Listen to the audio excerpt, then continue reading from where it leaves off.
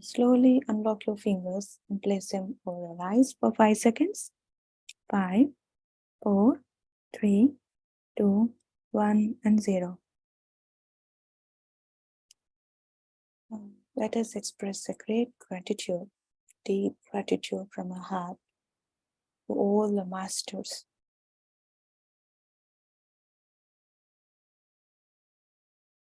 to our soul, gratitude to our body, to our breath, and to Mother Earth. Now you can open your eyes and please have some water, masters.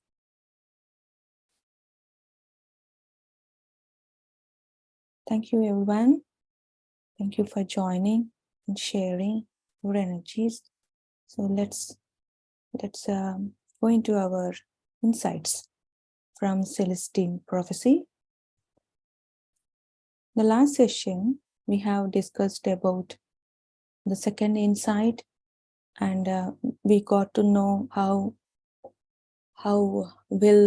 James met Will, and we got to know about Dobson, the second insight from the Dobson, and government or some people chase Dobson, and we don't know how he is. And next it's continued that Will and James, they both halted at a wooden house that belongs to Will's friend. There James decided to go with Will. So last session we have all discussed about it. And yes, the decision what James has to go through the insights, it's a courageous step. And the very next day, the story continued. The very next day morning, again Will and James started their journey across the Andes into what Will called the High Selva, an area consisting of forest covered foothills and plateaus. There was utter silence in their whole journey. So through James, though James has many questions in his mind about destination and Will's background. So James wanted to know about Will's background, still even in a deeper level. But they both started in their Jeep, a blue Jeep, which mentioned last session, but Will was not ready to answer. He wants to concentrate on his driving. He kept quiet all through the journey. About noon, they reached the last of towering ridges to have a lunch of sandwiches in the Jeep, enjoying the beauty of the wide, barren valley ahead. On the other side of the valley, there were smaller foothills green with plant life. And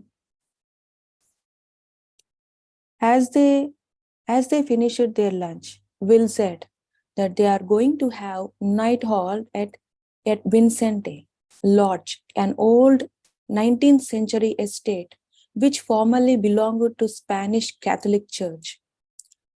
Vincente was now owned by a friend of Will and was operated as a resort specializing in business and scientific conferences.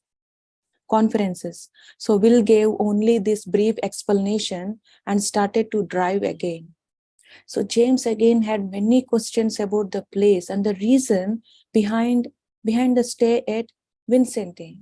So Will did not answer.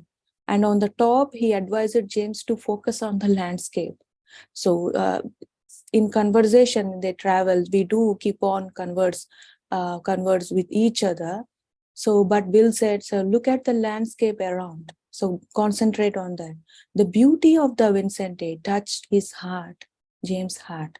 It is surrounded by colorful pastures and orchards, and the grass seemed unusually green and healthy. It grew thickly even under the giant oaks that rose up every 100 feet or so throughout the pastures.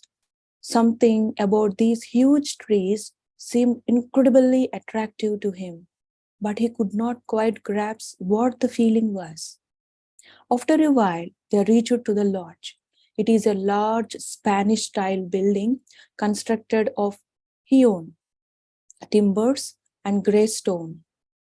The structure appeared to contain at least 50 rooms, and a large screened porch covered the entire south wall. The, the yard around the lodge was marked by more gigantic oaks and contained beds of exotic plants and walkways trimmed with dazzling flowers and ferns. Groups of people talked idly on the porch and among the trees. As they both got out of the vehicle, Will lingered a moment and gazed out at the view. Beyond the lodge to the east, the land sloped gradually downward, then flattened over into meadows and forests. Another range of foothills appeared bluish-purple in the distance. Now just experience that nature by closing your eyes, masters. So later Will went to inquire about the rooms and asked James to go around and spend some time in research gardens. So they reached that place and Will said, okay, I want to inquire about the rooms, whether they are available or not. In the meantime, just go around. And James thought that why this Will wanted me to go, and because he has so many questions in his mind.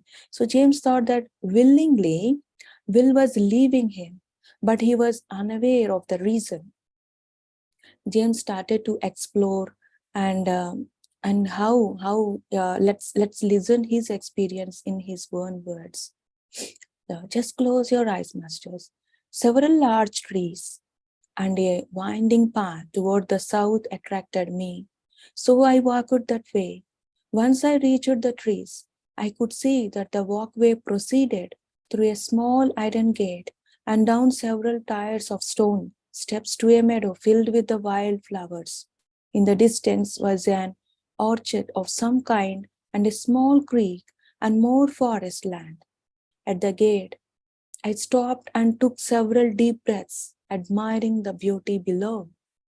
So he started to admire the trees, the colors of the flowers, the nature around. So it's certainly lovely, isn't it? A voice from behind asked. So when he turned back, he saw a woman in her late 30s carrying a hiking pack.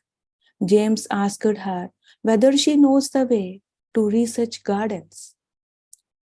It's a research garden. It's a name itself is a research gardens. So she said, yes, she's on the way to that gardens. So introduced herself as Sarah Lon, a physics teacher at a small college in Maine. Do you visit this place? James asked. And she said, well, I have been here on and off for almost a year now, so I can fill you in a bit. About 20 years ago, this estate became popular as sort of international scientific hangout. Various scientific organizations had their meetings here, biologists and physicists mainly. Then a few years ago, she stopped. So why did she stop? She hesitated for an instant and looked at him. Have you heard of the manuscript that was discovered here in Peru? She asked. So James was surprised. So James said yes and shared about 2 insights, and he wanted to tell her how fascinated he was with the documents, but held himself back, wondering whether to trust her completely or not, because he has some experiences in the past. So surprisingly, she said, maybe that was the case. It looked as if you were picking up on the energy. Then she asked whether he knows anything about the third insight. So James said no. Yeah, James said no. So she said, it describes a new understanding of the physical world. It says we human will learn to perceive what was formerly an invisible type of energy. The lodge has become a gathering place for those scientists interested in studying and talking about this phenomenon. But only a few believe in this. She continued, think about the second insight for a moment. After the fall of the medieval worldview, we in the West suddenly became aware that we lived in a totally unknown universe. In attempting to understand the nature of this universe, we knew we had to somehow separate fact from superstition. In this regard, we scientists assumed a particular attitude known as scientific skepticism, which in effect demands solid evidence for any new assertion about how the world works. Before we would believe anything, we wanted evidence that could be seen and grabbed with the hands. Any idea that could not be proved in some physical way was systematically rejected. God knows, she continued. This attitude served us well with the more obvious phenomena in nature, with objects such as rocks and bodies and trees, objects everyone can perceive no matter how skeptical they are. We quickly went out and named every part of the physical world, attempting to discover why the universe operated as it did. We finally concluded that everything that occurs in nature does so according to some natural law, that each event has a direct physical and understandable cause. You see, in many ways, scientists have not been that different from others in our time period. We decided, along with everyone else, to master this place in which we found ourselves. The idea was to create an understanding of the universe that made the world seem safe and manageable, and the skeptical attitude kept us focused on concrete problems that would make our existence seem more secure. Science systematically removed the uncertain and the exotic from exotic form the world. We concluded, following the thinking of Newton, that the universe always operated in a predictable manner, like an enormous machine, because for a long time, that's all it could be proved to be. Events which happened simultaneously to other events, yet had no causal relationship, were said to occur only by chance. Then, two investigations occurred which opened our eyes again to mastery in the universe. Much has written over the past several decades about the revolution in physics, but the changes really stem from two major findings. Those are quantum mechanics and those of Albert Einstein. The whole of Einstein's life work was to show that we perceive as a hard matter in mostly empty space with a pattern of energy running through it. These include ourselves. And what quantum physics has shown is that when we look at these patterns of energy at smaller and smaller levels, startling results can be seen. Experiments have revealed that when you break apart small aspects of this energy, what we call elementary particles, and try to observe how they operate, the act of observation itself alters the results. I repeat it, masters. What we call elementary particles and try to observe how they operate, the act of observation itself alters the results as if these elementary particles are influenced by what the experimenter expects. This is true even if the particles must appear in places they could not possibly go, given the laws of the universe as we know them. Two places at the same moment, forward or backward in the time, that sort of thing. In other words, the basic stuff of the universe at its core is looking like a kind of pure energy that is malleable to human intention and expectation in a way that defines our old mechanistic model of the universe, as though our expectation itself causes our energy to flow out into the world and affect other energy systems. So I repeat this again. The way we define our old mechanistic model of the universe as though our expectation itself causes our energy to flow out into the world and affect other energy systems, which of course is exactly what the third insight would lead us to believe. Unfortunately, most scientists don't take this idea seriously. They would rather remain skeptical and wait to see if we can prove it. Hey, Sarah, a voice called faintly from a distance.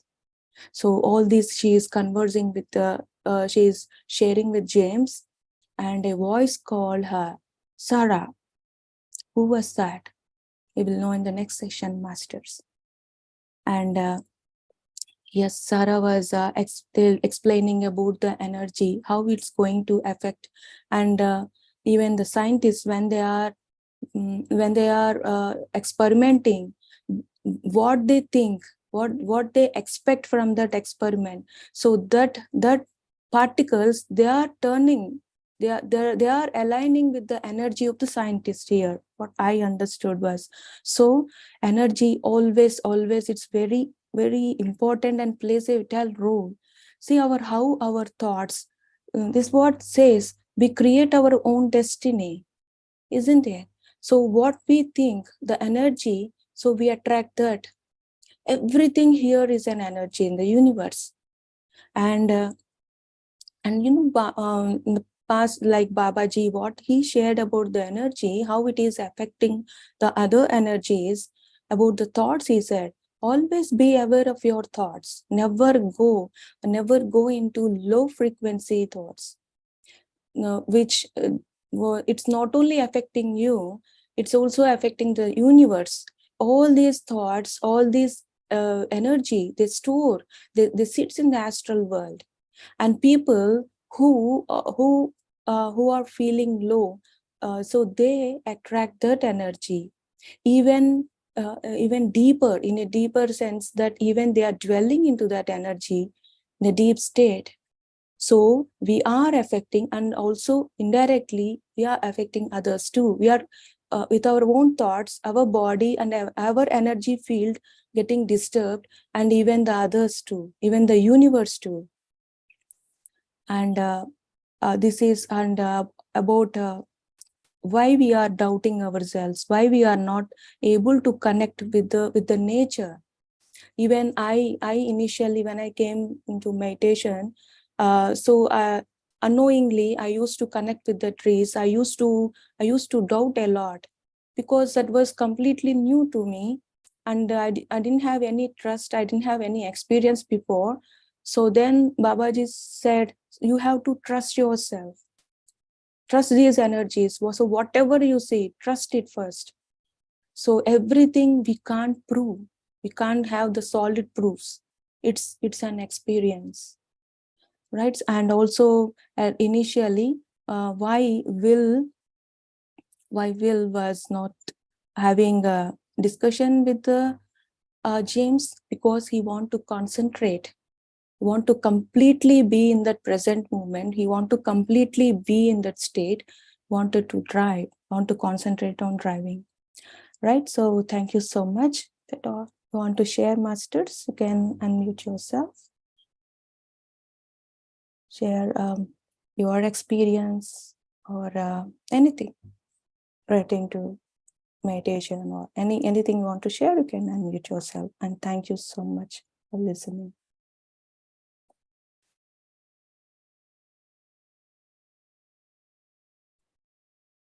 Sir? Yeah, Rams. Thanks a lot, Sarada Garu. It was another beautiful Friday.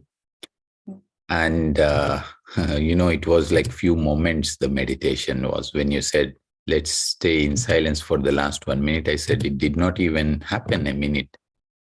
So it was so wonderful meditation. And then these insights, the story is really very interesting. and all the characters that come in. It's very, very, very interesting as we move in, and the way you are taking us through the storyline. And the third insight, I see that there are some new participants as well.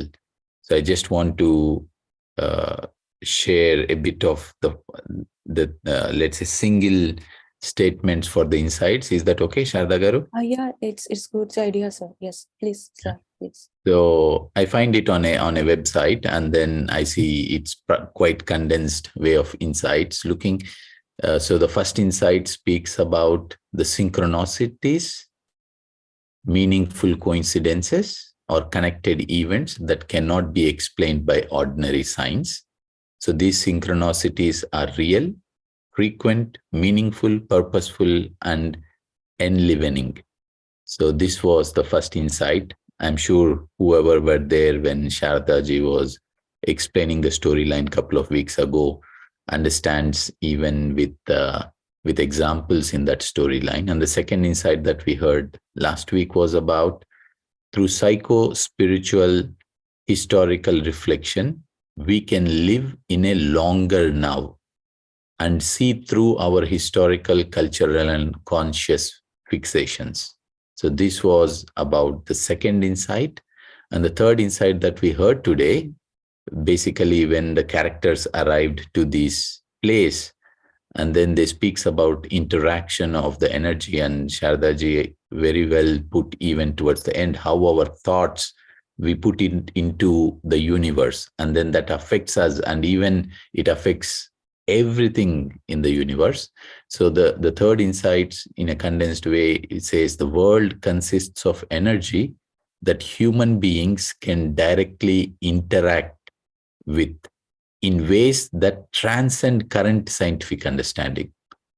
So it's such a nice book. And today we have a new character as well, Sharda Garu, Sara. And today we also have our friend Sara here. So it's a wonderful coincidences. You see, we just spoke about the first insight, meaningful coincidences. And then this is one that is just happening today. So thank you. Thank you so much, sir. Thank you so much for putting everything in one place. Thanks a lot. And yes, friends, this still there is an explanation about third insight. We will look into that in next session, even in a deeper sense. So if at all still anyone would like to share, you can unmute yourself.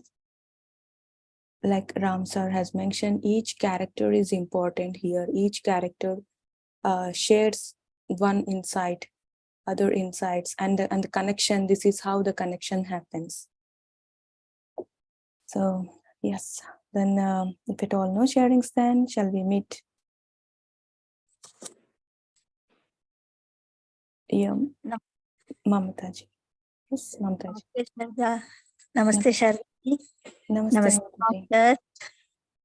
It was so blissful. See, I'll be in the kitchen for a few minutes, and I'll be connected to the music of this meditation. So it will be a very, very, very beautiful experience at the time. I'll be alone, and I'll be connected with all the utensils and to the fire and the food materials. And I feel divine to stay with all of them. So meditation, what I came to know is every minute is a meditation. So we can experience all those feelings, and we can enjoy each experience. So this was a beautiful meditation today for me, and the wisdom sharing. Always it will be a light to my path. And what you told that the sentence that we must not judge, and we don't know what happens and what are the lessons we are getting from others. So the soul, each and every soul will be taking their part. So it was a beautiful sentence for me. And I want to share the sentences what I have written. Yeah. Yes, Mataji. Always welcome. Thank you. We must become one in the process of natural growth. We grow spiritually every day. Participate in this growing season, literally by planting what we need to see grow. Speak to the plants, encourage them to blossom with gentle love. When we plant seeds, we do so with faith and optimism. That's the hope. There are no guarantees they will grow. It is our tender nourishment that will ensure, that will make certain they sprout. This same will apply to all our dreams. Don't let things go unsaid. It is important that we express ourselves. If we don't say what we feel, we may end up regretting it. We may disappoint ourselves. Let go of our need to withhold sentiments and share our love with an open heart. Yes, really, this is an opportunity from the universe for me and for each soul. The universe takes care. And thank you for the universe. And thank you, each and every master. Thank you. Thank you so much. Wow. Thank you so much, Mamtaji. Thanks. Thank you a lot. Thanks a lot. It's our opportunity to listen to you, all these beautiful words every day and every time. Thank you so much. So if it's fine for you, if it's okay, sir, so shall she share this in our group? Yes, I will go with the voice message, because I told you I'm very slow in typing the message in writing in WhatsApp like that. So I'll share with my voice message. Yeah, Yes. we would love to listen in your own voice, in your voice, Mamtaji. Yes, Beautiful. Thank you. Thank you, Ramsa. Yeah, thank you so much. It's full. It's what we discussed here. It's like full of energy. Yes, thank you, Mamtaji. Thanks a lot. Rashmiji, you have raised before. If you are ready now, you can unmute yourself.